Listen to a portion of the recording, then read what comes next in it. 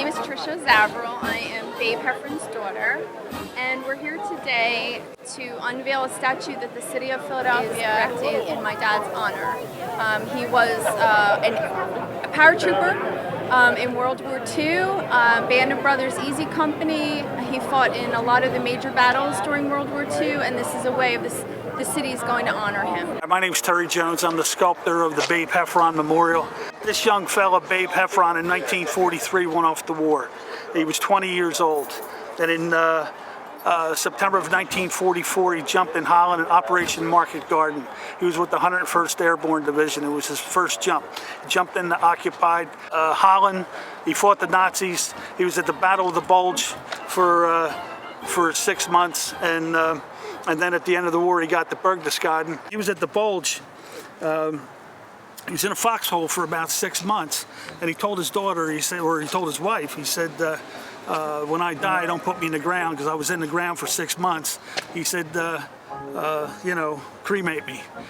Babe was a neighborhood icon. Everybody knew him, everybody loved him. And I just think that it's so fitting that he's going to be memorialized here where he lived and just loved this neighborhood. I had requested that the statue be humble to reflect who Babe was when he was preparing to go to war. I did not want a monument, as that would not be who my dad was, but rather a life-size reflection of that neighborhood kid leaving home for the first time, not knowing if he would return. I had also requested that it contain a certain element of cockiness. Those of you who knew Babe knew he had a definitive South Philly swagger, even in his later years. And because Babe and my mom, Dolores,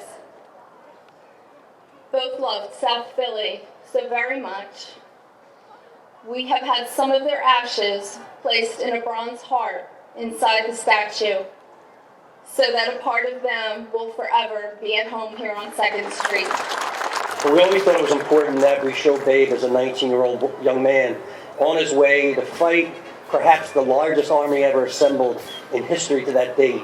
And those 19 and 20-year-olds and 20-somethings beat that army back to Berlin and kicked their butts on the way. We picked the row house of marble step because it's remnant of what we all grown up and sitting on a marble step with a railing. And it's just so simple, it's that beautiful. And I want the 19 and 20-year-olds and 20-somethings in this neighborhood and every other neighborhood to understand what great things you could really accomplish, what great things they've accomplished. They did, and then they came back to their neighborhood and they put away their uniform and they went to work and they raised their families and supported their churches and did everything that Americans would do after doing this great thing, coming home and just being simple people again. Babe was a different kind of person. And you know Babe was 5'2", but he was amazing. One time he comes up and he says, "You always ask me about, what we did." I said, "Yeah, Babe." He said, "Listen, it just came out today." I remember it was a Friday night. He said, "Stephen Ambrose just wrote a book about my company, about what we did in the Second World War. You won't have to ask anymore." I remember I was walking on Market Street, not too long ago, a couple years ago, and I was a block away, and Babe was close to 90, but he still, he could see, and he'd go, got there. And we talked a little bit, just kibitz back and forth. He was going up the turf club. I walked away a couple steps, and he said, "Kenny, get back here." I said, "What?" He said, "I'm going to tell you something." He said, "There's no amount of money in the world worth your reputation. So you politicians listen." Yes, sir. It really has been a wonderful work, a work of love and respect for a person who was a wonderful, wonderful person, father, neighbor, and soldier in the United States Army and paratroopers. And we're just very, very happy to be able to honor him this way. He would really be angry at us for doing it because he is a very humble person and he would not have liked it at all. But tough, Babe, you're not here to stop it, so we're taking care of you now. You'll be part of this street and this neighborhood forever, and generations of kids will know your story. Babe would be having a fit right now. I'm telling everybody he would be having a fit that we're going to unveil a statue of him. He would be nuts, right? He would think we were nuts. But I hope he can hear us, because that statue isn't just for Babe. That's for every veteran in this neighborhood who went and served, who went and put faced combat for us. And Babe always said, "I'm not a hero because, after the Band of Brothers, hero this, hero that." I'm not the hero. The guys that didn't come home were the heroes. And I know where there are guys.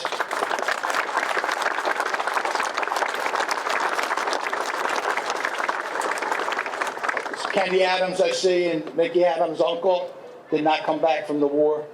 Reggie Felton, T. Felton did not come back from the war. That's for all the great brave men in this neighborhood who did not come back. Every time we walk by the Babe statue, we will think of them.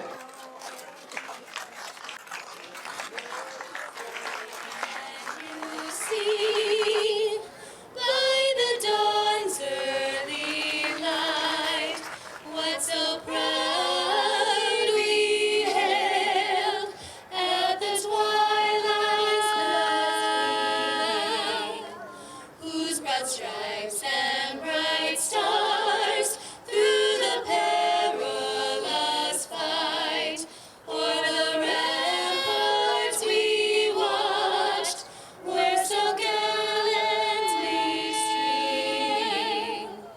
And the rocket's red glare, the bombs bursting in air, gave proof through the night that our flag was still there.